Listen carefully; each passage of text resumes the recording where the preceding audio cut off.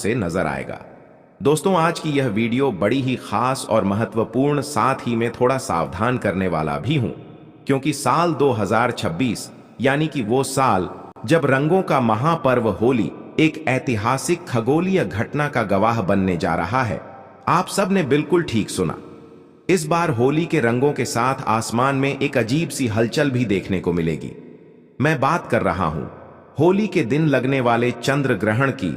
हमारे हिंदू धर्म में होली, दिवाली और रक्षाबंधन जैसे त्योहार बड़े ही पवित्र और बड़े ही धूमधाम से मनाए जाते हैं। लेकिन जब इन त्योहारों पर ग्रहण का साया पड़ जाए तो खुशी के साथ साथ एक डर और शंका भी मन में बैठ जाती है। साल 2026 की होली पर कुछ ऐसा ही संयोग बनने जा रहा है। ज्योतिष शास्त्र के अनुसार होली और चंद्र ग्रहण का एक ही दिन होना एक बहुत ही बड़ा और दुर्लभ संयोग है। 3 मार्च 2026 होली के दिन अब चंद्र ग्रहण हम सभी को देखने को मिलेगा, जो कि भारत में भी साफ साफ रूप से नजर आएगा, जिसका असर न केवल हमारी कुंडली पर बल्कि हमारे भाग्य पर, यहां तक कि शेयर मार्केट पर भी इसका भारी असर हम सभी को देखने को मिलेगा। इतना ही नहीं, हमारी पूजा पाठ के साथ साथ ही पूरी दुनिया के वातावरण पर भी यह भारी पड़ने वाला है। तो आज की इस वीडियो में मैं आप सभी की इसी दुविधा को दूर करने जा रहा हूं, जो कि इस वक्त आप सभी के मन में हलचल मचाए हुए हैं, जैसे कि होलिका दहन का सही समय क्या होगा, 2 मार्च को होली मनाएं या फिर 3 मार्च को रंगों वाली होली किस दिन खेली जाएगी और बरसाने में होली कब मनेगी, चंद्र ग्रहण भारत में किस समय पर दिखाई देगा और सूतक काल कब शुरू होगा और कब समाप्त होगा, इस दौरान क्या क्या सावधानियां बरतने की आवश्यकता है और हमारी कुंडली पर इसका कैसे असर पड़ेगा, और सबसे जरूरी बात, ग्रहण खत्म होने के बाद और होलिका दहन से पहले आपको कौन से काम जरूर करने चाहिए ताकि आपके परिवार पर कोई भी आंच ना आए। तो निवेदन है आपसे, आप सभी अपना सभी कार्य 15 मिनट के लिए साइड में रखकर इस वीडियो को पूरा अंत तक देख लीजिए, क्योंकि आज आपको होली 2026 का पूरा पंचांग, ज्योतिष का हाल और इस चंद्र ग्रहण का हमारी किस राशि पर क्या प्रभाव पड़ेगा, एक एक करके संपूर्ण जानकारी देता हूं। चलिए सबसे पहले बात कर लेते हैं उस कंफ्यूजन की, जिस उलझन की वजह से हमारी तिथियों को लेकर मन में कंफ्यूजन बन जाता है। तो देखिए, हिंदू पंचांग की बात करें तो होली का त्योहार फाल्गुन मास की पूर्णिमा तिथि को मनाया जाता है और साल 2026 में फाल्गुन पूर्णिमा की जो तिथि है वो 2 मार्च की शाम को शुरू होकर 3 मार्च की शाम तक रहेगी। अब यहीं से सारा कंफ्यूजन शुरू होता है। आमतौर पर हम जिस दिन पूर्णिमा की शाम होती है उसी दिन होलिका दहन करते हैं, लेकिन साल 2026 में 3 मार्च की शाम को यानी कि पूर्णिमा की शाम के समय में आसमान में चंद्र ग्रहण लगेगा। और हमारे शास्त्रों की बात करें तो यह अटल नियम है कि ग्रहण काल में कोई भी शुभ कार्य या पूजा या अग्नि प्रज्वलित करना सख्त माना होता है। ग्रहण के समय किया गया होलिका दहन शुभ फल प्रदान नहीं करता है बल्कि दोष पैदा करता है। तो फिर होलिका दहन कब किया जाए? तो देखिए, ज्योतिष और पंचांग के अनुसार, जानकारों के अनुसार इसका सटीक हल यह निकलता है कि 3 मार्च की शाम को ग्रहण है, इसलिए साल 2026 में होलिका दहन 2 मार्च 2026 की रात को किया जाएगा। जी हां दोस्तों, तारीख को थोड़ा नोट कर लीजिएगा। होलिका दहन 3 तारीख को नहीं बल्कि 2 मार्च की मध्य रात्रि में होगा। लेकिन रुकिए, 2 मार्च को भी एक बाधा है, और बाधा यह है कि 2 मार्च को शाम होते ही भद्रा लग जाएगी। तो आप तो जानते ही हैं कि भद्रा काल के दौरान होलिका दहन या कोई भी शुभ कार्य करना विनाश काल विपरीत बुद्धि जैसा माना जाता है। भद्रा में किया गया होलिका दहन परिवार, समाज और देश के लिए अशुभ होता है, इसलिए हमें भद्रा के खत्म होने का इंतजार करना पड़ेगा।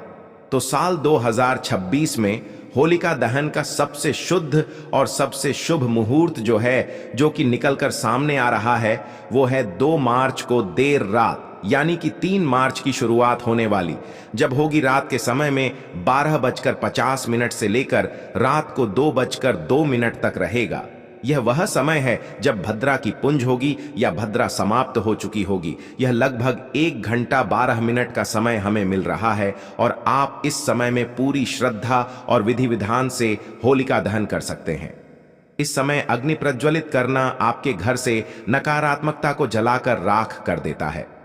दोस्तों, वीडियो में आगे मैं आप सभी को बताऊंगी कि इस बार रंगों वाली होली किस दिन खेली जाएगी, बरसाना में होली कब है, सूतक काल का सही समय क्या है और ग्रहण के दौरान गर्भवती महिलाओं को क्या सावधानी रखनी है। यह जानकारी बड़ी ही सूक्ष्म और महत्वपूर्ण है, लेकिन उससे पहले एक काम आप सभी को करना है। कमेंट सेक्शन में आप अपना नाम, स्थान और डेट ऑफ बर्थ लिख भेजिए, ताकि इस चंद्र ग्रहण के समय आपकी डेट ऑफ बर्थ के अनुसार राशि के अनुकूल क्या उपाय बनता पड़ेगा वह मैं आपको रिप्लाई के माध्यम से ही बता दूंगी। साथ ही साथ ओम सोमाय नमः भी जरूर ही लिखिएगा, ताकि इस चंद्र ग्रहण का कोई गलत प्रभाव आप पर ना पड़ पाए। साथ ही अगर मेरे चैनल पर मेरी आवाज को आप पहली बार सुन रहे हैं तो चैनल द वास्तु शास्त्र को सब्सक्राइब करके पास वाले बेल आइकन को प्रेस करके रखिएगा और वीडियो को भी लाइक कर दीजिएगा, क्योंकि इस चैनल पर तीज त्योहारों से जुड़ी हुई संपूर्ण पूजा विधि, शुभ मुहूर्त और निजी जीवन से जुड़ी समस्याओं के समाधान के साथ साथ जड़ी बूटियों से जुड़ी संपूर्ण वीडियोस लेकर मैं हर रोज आपके सामने आता हूं। चलिए अब बात कर लेते हैं उस खगोलीय घटना की जिससे हर कोई डरा हुआ है।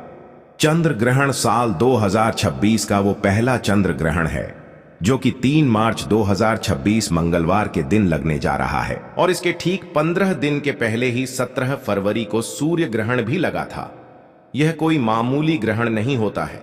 जब 15 दिन के अंतराल में 2 बड़े ग्रहण पड़ते हैं तो उसका गहन प्रभाव हम सभी के जीवन पर और हमारे देश पर भी पड़ता है। घट साफ नहीं तो दिमाग भी साफ नहीं, मगर मैं रोज ये महसूस करती थी, पर अब नहीं। घर की सफाई पड़ता है। यह एक पूर्ण चंद्र ग्रहण होगा। इसका मतलब चंद्रमा पूरी तरह से पृथ्वी की छाया में आ जाएगा और लाल रंग में दिखाई देगा, जिसे कि ब्लड मून भी कहा जाता है। अब सबसे बड़ा सवाल यह पैदा होता है कि क्या यह ग्रहण भारत में दिखाई देगा और इसका समय क्या होगा। तो जी हां, यह ग्रहण बिल्कुल भारत में दिखाई देगा। भारत के अधिकांश हिस्सों से इसे देखा जा सकेगा। इसके पीछे एक शर्त है। शर्त यह है कि यह एक गस्तोदय चंद्र ग्रहण होगा। गस्तोदय का मतलब होता है जब शाम को भारत में चंद्रमा उग तो जाएगा, पहले से ही ग्रहण से ग्रस्त होगा, यानी कि हमें चंद्रमा साफ सुथरा नहीं बल्कि कटा हुआ या छाया से ढका हुआ उगता हुआ दिखाई देगा। और अब जान लेते हैं इसका सही समय। तो देखिए, भारतीय समय के अनुसार बात करें तो यह ग्रहण 3 मार्च को दोपहर के बाद से शुरू हो जाएगा, लेकिन चकित दिन में हमें चांद नहीं दिखता है, इसलिए इसका महत्व शाम से शुरू होगा। भारत में चंद्रोदय का समय अलग अलग शहरों में अलग अलग समय पर होता है, यानी कि लगभग 6 से 6:30 बजे के बीच होता है। जैसे ही शाम को लगभग 6:20 के आसपास पूरब दिशा में चांद निकलेगा, ग्रहण शुरू हो चुका होगा। यह ग्रहण शाम 6:47 पर समाप्त हो जाएगा, यानी कि इसका मोक्ष काल शाम 7 बजे से पहले ही हो जाएगा। भले ही यह ग्रहण भारत में शाम को केवल 20 से 25 मिनट के लिए ही दिखे, लेकिन शास्त्रों के अनुसार अगर ग्रहण आपके शहर में दिख रहा है तो इसका सूतक काल भी पूरी तरह से मान्य होगा। अब आते हैं सूतक काल के सही समय और सही जानकारी पर, तो बड़े ही ध्यान से सुनिएगा। देखिए, जब भी चंद्र ग्रहण लगता है तो सूतक काल पूरे 9 घंटे पहले से ही प्रारंभ हो जाता है, और जब सूर्य ग्रहण लगता है तो सूतक काल 12 घंटे पहले से प्रारंभ होता है। तो चंद्र ग्रहण 9 घंटे पहले प्रारंभ होगा। तो ग्रहण का जो स्पर्श काल है वो भारतीय समय के अनुसार बात करें तो दिन में ही हो जाएगा। इसलिए 3 मार्च को सुबह से ही सूतक के नियम लागू हो जाएंगे। सूतक काल का सही समय 3 मार्च को सुबह 9:39 से शुरू हो जाएगा, और यह सूतक काल ग्रहण खत्म होने के साथ ही यानी कि शाम 6:47 तक लगातार चलेगा। सूतक काल को अशुद्ध समय भी माना जाता है, और इस दौरान वातावरण में नकारात्मक ऊर्जा बहुत ज्यादा होती है। तो आपको इस दौरान क्या करना है और क्या नहीं करना है, यह आप कहीं नोट कर लीजिए या फिर इस वीडियो को सेव कर लीजिए। देखिए, सबसे पहली बात, पूजा पाठ बिल्कुल ही वर्जित होती है। जब भी ग्रहण लगता है तो देखिए, 3 मार्च को सुबह 9:30 से पहले आप सभी अपने घर में पूजा पाठ से निपट जाइएगा और इसके बाद में घर के मंदिर के जो कपाट हैं उन्हें बंद कर दीजिएगा या फिर पर्दा डाल दीजिएगा। भगवान की मूर्तियों का स्पर्श करना पूरी तरह से वर्जित होगा। और दूसरा, खाने पीने की जो भी चीजें हैं सूतक काल लगने से पहले ही, यानी कि सुबह 9 बजे के आसपास ही खाने की सभी चीजों में, जैसे कि दूध, दही, पानी का मटका हो गया या कोई खाने की ज्यादा चीज है तो उसमें भी तुलसी दल डालकर रखिएगा या फिर कुच्छा डाल दीजिएगा। देखिए, वैज्ञानिक और धार्मिक दृष्टि से तुलसी में पारा यानी कि मर्यूरी होता है, जो कि ग्रहण की हानिकारक किरणों को भोजन में प्रवेश करने से रोकता है।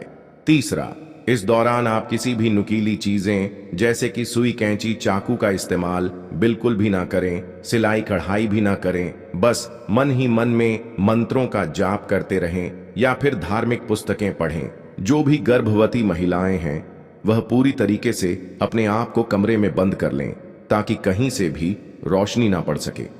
कोशिश करें कि ग्रहण काल के दौरान परिवार का कोई भी सदस्य घर से बाहर ना निकले और गर्भवती महिलाएं इस दौरान ना तो झुके और कोशिश करें कि इस दौरान अपने पेट पर गेरू का लेप लगा लें या फिर गाय के शुद्ध गोबर का लेप भी आप लगा सकते हैं। और अब सबसे बड़ा सवाल जो कि हर किसी को परेशान करके रखता है कि रंगों वाली होली कब खेली जाएगी, यानी कि धुलंडी कब खेली जाएगी। तो देखिए, आमतौर पर हम होलिका दहन के अगली सुबह रंग खेलते हैं, तो इस हिसाब से तो हमने होलिका दहन 2 मार्च की रात को किया। इस हिसाब से 3 मार्च की सुबह हमें रंगों वाली होली खेलनी चाहिए। लेकिन यहाँ ज्योतिष आड़े आता है। 3 मार्च को सुबह से ही सूतक लग रहा है और शाम को ग्रहण है। तो ज्योतिष शास्त्र कहता है कि ग्रहण के दिन उत्सव नहीं मनाना चाहिए का दिन संयम, तप और जप का दिन होता है, न कि शोर शराबे और ना ही हुड़दंग का। इसलिए देश के बड़े बड़े विद्वानों और काशी के पंचांग के अनुसार रंगों वाली होली 3 मार्च को नहीं बल्कि 4 मार्च 2026 बुधवार को खेली जाएगी। 4 मार्च को ग्रहण का कोई साया नहीं होगा। पूर्णिमा तिथि खत्म हो चुकी होगी और चैत्र मास की प्रतिपदा तिथि यानी कि हिंदू नव वर्ष की पहली सुबह की तरह होगी। वातावरण पूरी तरह से शुद्ध और सकारात्मक हो चुका होगा। इसलिए 4 मार्च को आप जी भर के रंगों वाली होली खेलें, गुलाल उड़ाएं और होली मिलन समारोह बड़े ही प्रेम और धूमधाम से मनाएं। इस दिन पूरी तरह से शुभ योग भी बन रहे हैं। और अब बात कर लेते हैं कि यह चंद्र ग्रहण भारत में कहां कहां पर दिखाई देगा और इसका ज्योतिष प्रभाव क्या है। तो देखिए, यह चंद्र ग्रहण मुख्य रूप से एशिया, ऑस्ट्रेलिया, अमेरिका और प्रशांत महासागर के क्षेत्रों में दिखाई देगा। ज्योतिष की दृष्टि से यह ग्रहण सिंह राशि और पूर्वा फाल्गुनी नक्षत्र में लग रहा है। इसका मतलब यह है कि जिन लोगों की राशि सिंह है उन्हें इस दिन थोड़ा ज्यादा संभल कर रहने की आवश्यकता है। आपको मानसिक तनाव, बेचैनी या छोटी मोटी चोट लग सकती है, तो थोड़ा सा ध्यान और सतर्क रहिएगा। सिंह राशि के अलावा कुंभ और वृश्चिक राशि वालों को भी थोड़ी सावधानी ज्यादा बरतने की आवश्यकता है, लेकिन घबराइए नहीं। उपाय बड़ा ही सरल है। ग्रहण के दौरान आप अपने गुरु मंत्र का जाप करते हुए रहें या फिर ओम नमः शिवाय महामृत्युंजय या फिर ओम नमो भगवते वासुदेवाय नमो नमः मंत्र का जाप भी कर सकते हैं।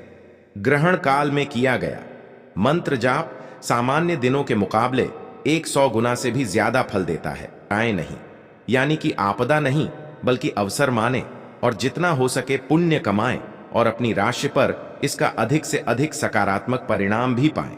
और अब सबसे जरूरी बात कि ग्रहण समाप्त होने के बाद क्या करें और होलिका दहन से पहले क्या करें। तो देखिए, होलिका दहन तो हम 1 रात पहले कर चुके हैं, लेकिन उसकी राख और प्रसाद ग्रहण करना अब भी बाकी है। तो 3 मार्च की शाम को जैसे ही 6:47 पर ग्रहण खत्म हो जाएगा, आपको कुछ नियम तो तुरंत ही मानने होंगे। जैसे कि जैसे ही ग्रहण समाप्त हो तुरंत स्नान करें, घर का शुद्धिकरण गंगा जल से करें, नमक का पोंछा लगाएं, नहाने वाले जल में भी गंगा जल जरूर ही डालें और जो भी कपड़े पहने हुए हैं उन्हें दोबारा ना पहने, उन्हें अच्छे से धोकर सुखा लें। घर के मंदिर से लेकर मुख्य द्वार तक हर जगह का शुद्धिकरण करें। चंद्र ग्रहण के बाद किया गया दान सीधे हमारी कुंडली से चंद्र दोष को शांत करता है, क्योंकि यह होली का समय है। आप किसी गरीब व्यक्ति को, सफाई कर्मचारी को या ब्राह्मण को जितना हो सके सफेद वस्तुओं का दान करें, जैसे कि चावल हो गया, चीनी, दूध, सफेद मिठाइयां हो गई, चांदी का टुकड़ा या फिर सफेद कपड़ा भी आप दान कर सकते हैं। यह दान आपके घर में सुख शांति लेकर आएगा। और अब जान लेते हैं कि इसका किस राशि पर क्या प्रभाव पड़ेगा। तो देखिए, सबसे पहले